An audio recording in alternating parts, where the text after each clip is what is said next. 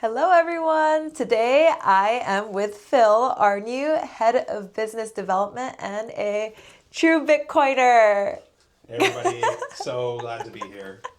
Thanks so much for coming onto our podcast today. You're very welcome. It's by far the longest I've ever traveled to be on a podcast in person. So I flew out here to Tokyo. Just for this. I pretty much exclusively for this. But came from Austin, Texas. Yes. So it's probably about the exact opposite of the planet to be here for this podcast. That is very, very true. And how has it been being in Japan? I know it's only been a few days as of now, but what's it like working for a Japanese company? I love it so far. I've visited Japan when I was a teenager. Yeah. So I'm not going to date myself too much on my introductory podcast here, but Tokyo's changed quite a bit since then.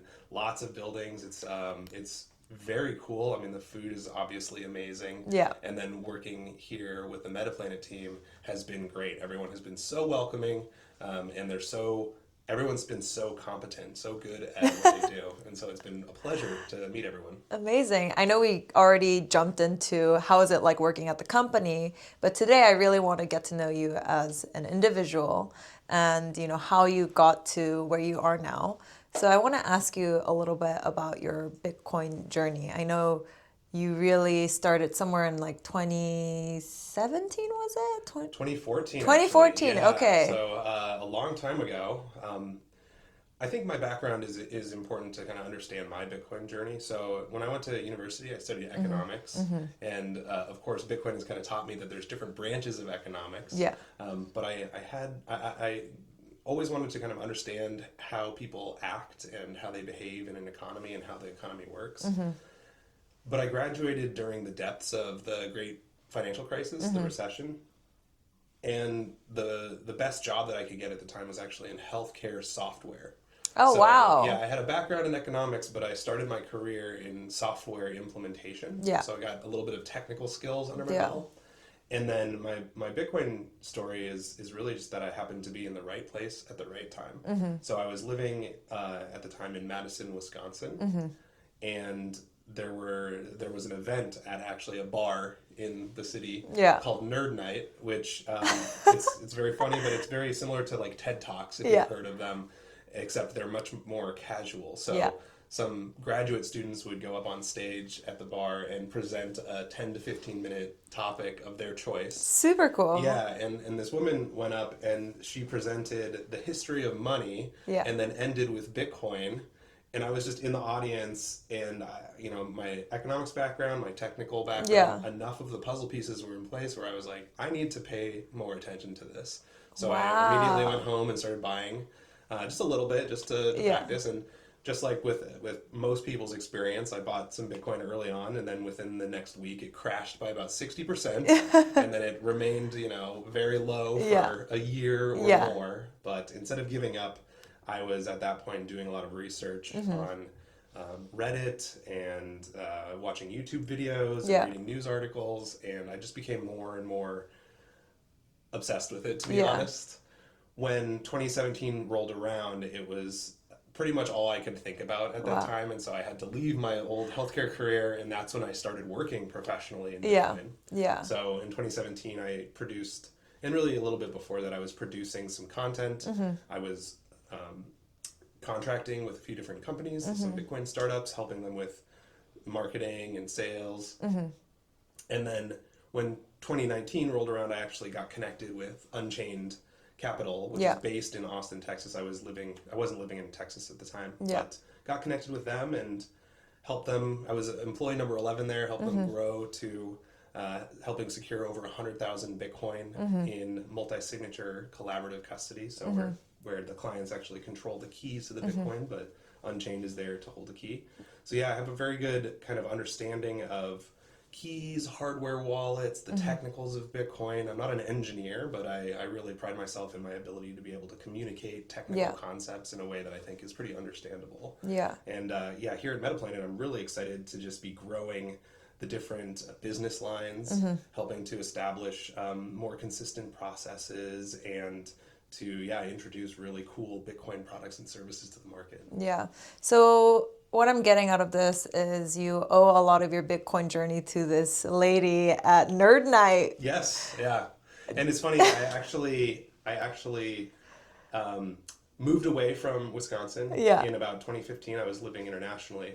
And then I went back to Wisconsin in 2018 for about a year. And I had to look her up. And so I looked her up. I'm not going to say her name just to protect the innocent here. But I looked her up. We went and got brunch. I bought her breakfast and said, hey, I don't know if you know this, but you gave a presentation like 4 years ago and changed my life. And it was funny because we actually had some mutual friends. Yeah. So it was really good to meet up with her a few years later. When it had already been very impactful for me. And then now, of course, even more so because I think in 2018, the price of Bitcoin was something around like $5,000 or something. So. And here we are now. Yeah. So it's definitely a roller coaster. Yeah. I've seen a lot of surges and a lot of price crashes, but what keeps me anchored and focused is the fact that regardless of what is going on in the broader economy and around Bitcoin, some fundamental aspects of Bitcoin can never change, right? There will only ever be 21 million Bitcoin. If you control the keys to your Bitcoin, you can send and receive permissionlessly to anyone in the world. And I think that the fact that nobody's in control of it is really important. It's very neutral. So yeah, despite the different price fluctuations, I've seen, a lot of 75, 80% drawdowns. I just keep anchoring my mind back to the fundamentals. And that's why it's something that I still save in for the long term, and I plan to pass on to my kids and grandkids eventually, hopefully. Yeah. So you talk about your anchoring of Bitcoin, but what was your aha moment? And you made all these puzzle pieces come together with Bitcoin. I think there were a few components to it.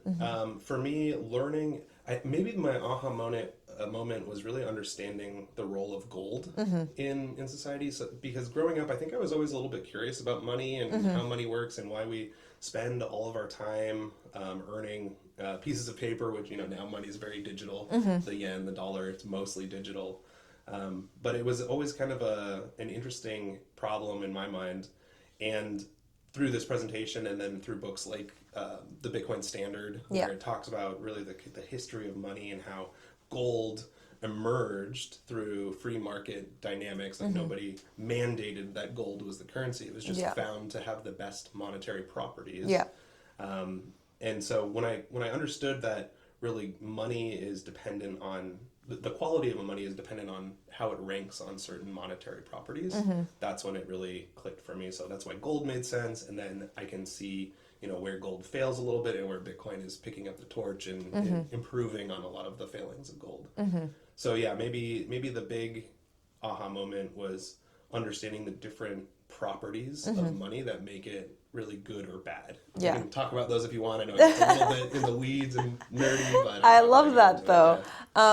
And this kind of conversation about money, like, does it seep into the conversation within your family? Like, do you talk about Bitcoin constantly within your family? I used to. Yeah. Thankfully, my wife didn't leave me. But no, now it's just kind of understood. And I worked pretty heavily early on to get, of course, we weren't married at the time, but my girlfriend at the time, and then to teach my immediate family, so my parents and my sisters about it. And then, I've really just, so I have some social media presence, of course, but I think the way that I prioritize helping to educate people about Bitcoin is starting with my closest friends, my family, and then kind of expanding the circle outward. So a lot of my social media content over the years has been experiments to be able to then take what works back to my closest friends and family to help them understand it. So with Metaplanet, we're positioned where, Bitcoin first company in Japan, and we haven't really seen anything like it, right? Japan was also one of the first adopters of Bitcoin, but because of all the events that happened, we're here today where there's a lot of skepticism around Bitcoin.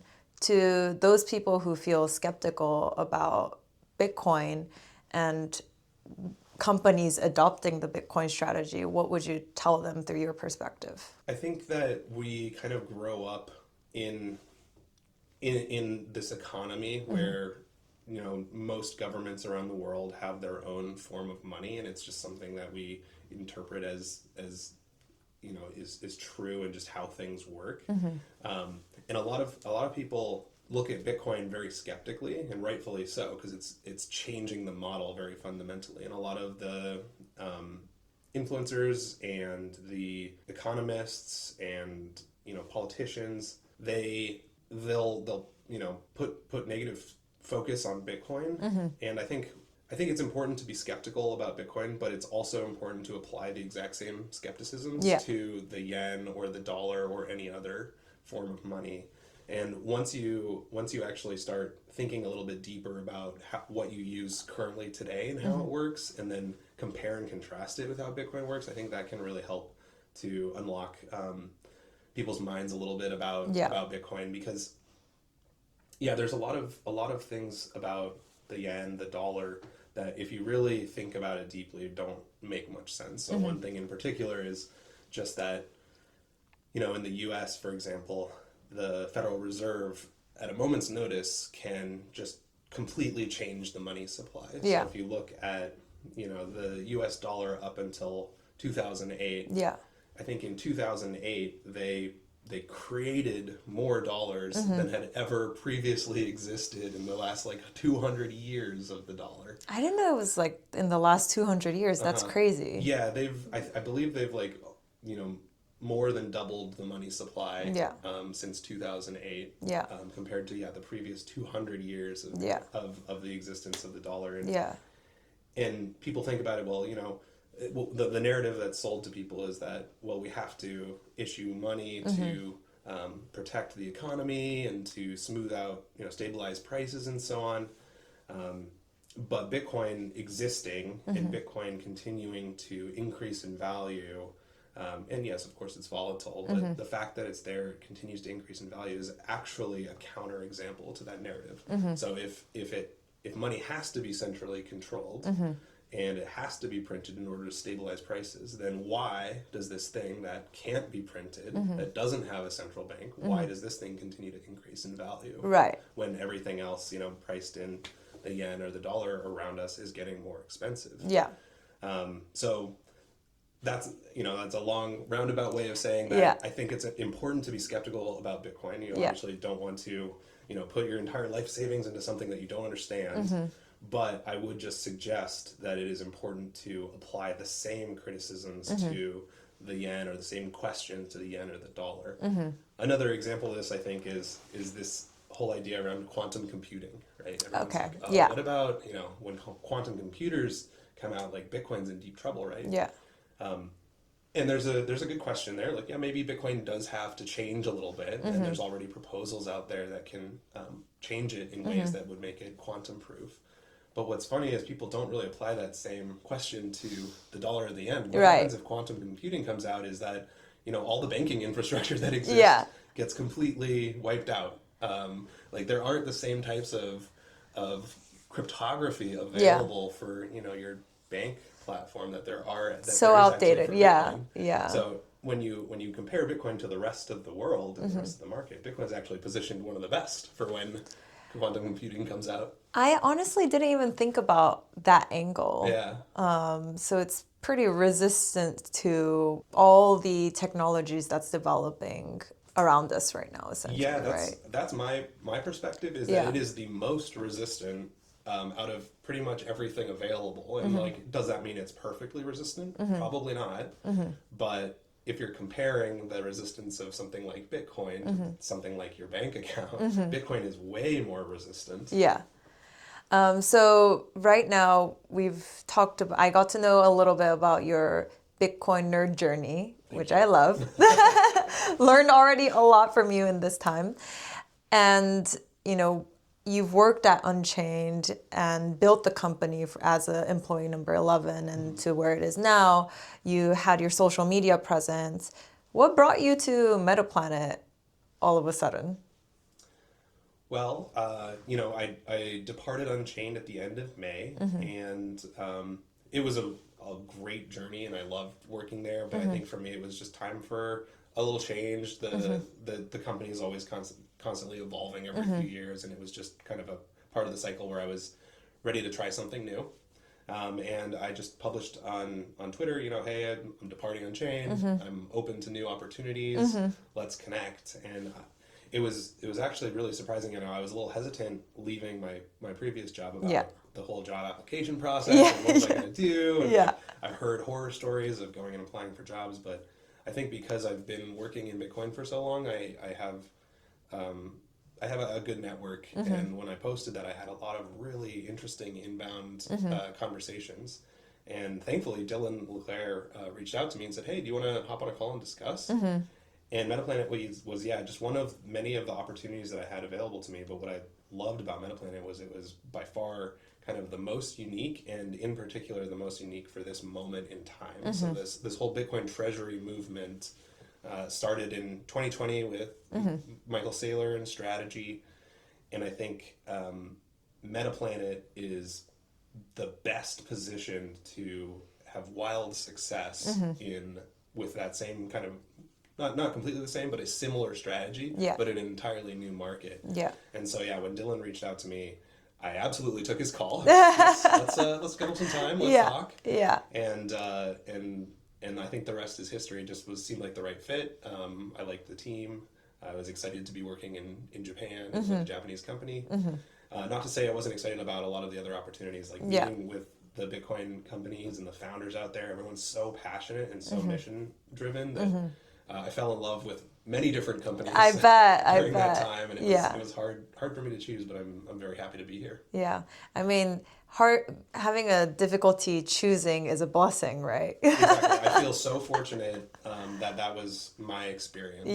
I know that for a lot of folks, the job hunt is really not pleasant, and so I think I was thankful that for a few reasons. One, that I have Bitcoin savings. So for me, my Bitcoin savings allowed me to have a lot of optionality with where I wanted to go next. I didn't have to pick the first thing that landed on my plate, right? I got to choose what I wanted to do next.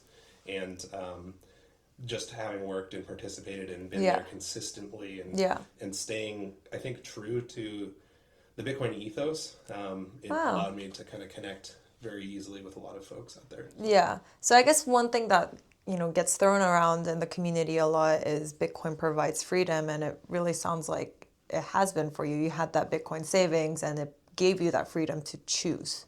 Absolutely. And I have never, it's funny, I always tell people that I am a terrible investor and trader. I tried trading Bitcoin for, maybe a week in total, and I ended up losing some, and I was like, nope, I am not good at this. All I've done is just with whatever kind of extra cash that I've had available, I've just put it into Bitcoin and treated it as like a long-term savings account.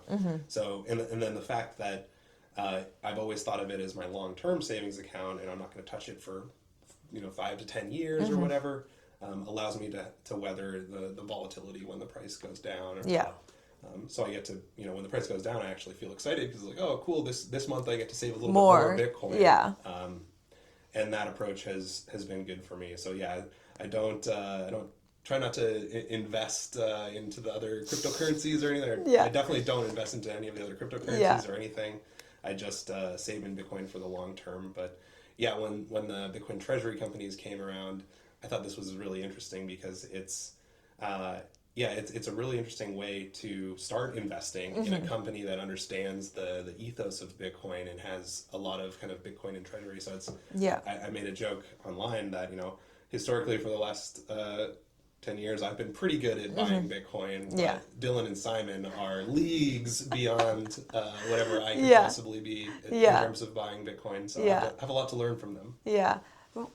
So today is October 1st in Japan. At this point, we have how many Bitcoins? 25,555. I believe there's an announcement coming out soon today. We don't want to break that, or I don't know when this recording is coming out. Thank God this is pre-recorded. But I mean, it's crazy, right? Even before I joined Metaplanet, and then before you left Unchained, we were like still in the thousands, not like the tens thousands. So we're pretty fast at buying the Bitcoins. And it's now an entirely new ballgame with the public offering. Yeah. You know, they raised, I believe, $1.4 billion. They're using a vast majority of that to increase the Treasury. And then the outcome of the last EGM, the extraordinary group meeting, was that they received approval to issue preferred stock. And I think this is really, really interesting to me because it allows massive pools of capital to gain their first Bitcoin exposure. And these pools of capital are like orders of magnitude larger than the amount of money that's available to buy Bitcoin directly, or even buy equity in a company directly, common stock in a company directly. And it's things like pension funds and sovereign wealth funds and fixed income and stuff like that. I'm still learning all of the different groups, but they are, with the preferred equity that is upcoming, they'll be able to gain some of the benefits of Bitcoin without the volatility risks. Yeah. So what's your future with Bitcoin and Metaplanet in the next 5-10 years? Well, I do think the value of Bitcoin is going to increase significantly in the next 5 to 10 years. And it's my belief that Bitcoin is the new global reserve currency. I think it will continue to increase in value while most government currencies around the world will decrease in value relative to it. So I don't know like of a particular specific price prediction, but I do know it's my firm belief that having more Bitcoin is going to increase your optionality in the future. And so I think establishing a Bitcoin treasury early on, whether it's a personal Bitcoin treasury or a corporate Bitcoin treasury, is very important. I've also joked around with a few folks that, the person, making sandwiches in 2015 and then saving their extra money in Bitcoin will look back on that first job they had as their highest paying job ever, right? Because Bitcoin at that time was, 200 something US dollars. Yeah. And so if you were even just making like a minimum wage job and saving whatever funds you had additionally in Bitcoin, and you've held it for a long period of time, you could look back and say, hey, that was my highest paying job. Yeah. It can like reset the inequality. Oh, yeah. Right. If you say it that way. Yeah, and I think when you look at the price of a Bitcoin today, it's I'm mostly familiar with US dollars, so it's roughly 115,000 US dollars. Yeah. Like in yen, we were talking it's about 16 million yen, something like that. Sounds like a very high price, and it is. But what's nice about it is you can buy sats, satoshis, and there's 100 million sats in a Bitcoin, and so for $1,115, you can have 1 million sats, right? You can be a Satoshi millionaire, which I think is really cool. And yeah, to your point, it actually, I think over the history of Bitcoin, people have looked at it and been like, it's very centralized. Yeah. But or we're not centralized, but there's a lot of like wealth inequality where the early adopters have most of the wealth. Right. And I think that has historically been true because at first there were 0 adopters. Yeah. Then there was 1. Yeah. Then there was 2, and then 4, and now there's millions of people worldwide. Yeah. But there are billions of people worldwide. And so as more and more people adopt Bitcoin, the Bitcoin itself decentralizes throughout the economy. Yeah. You can even see this on chain with data visualizations that exist, and you can just see the flows of Bitcoin and how it distributes around the world. Yeah. So yes, I think as it continues to grow up, it gets more and more decentralized in many different ways, not just the coins themselves, but in the nodes and in miners and in everything, in companies. Yeah, so yeah. And so your future is, the way you see Bitcoin is very, very clear. How do you see Metaplanet? Let's say, in the next year, because so much happens even in a month. So what do you think Metaplanet, or where do you think Metaplanet will be in the next year? Well, I know the goal we put out there was 210,000 Bitcoins by the end of 2027. The team has historically been able to beat those goals. So I'm not gonna put out a larger goal. I will just say that I feel confident that we will achieve that. And yeah, what I would love for Metaplanet to become is not just the largest Bitcoin company in Asia, but one of the most important companies in the entire world.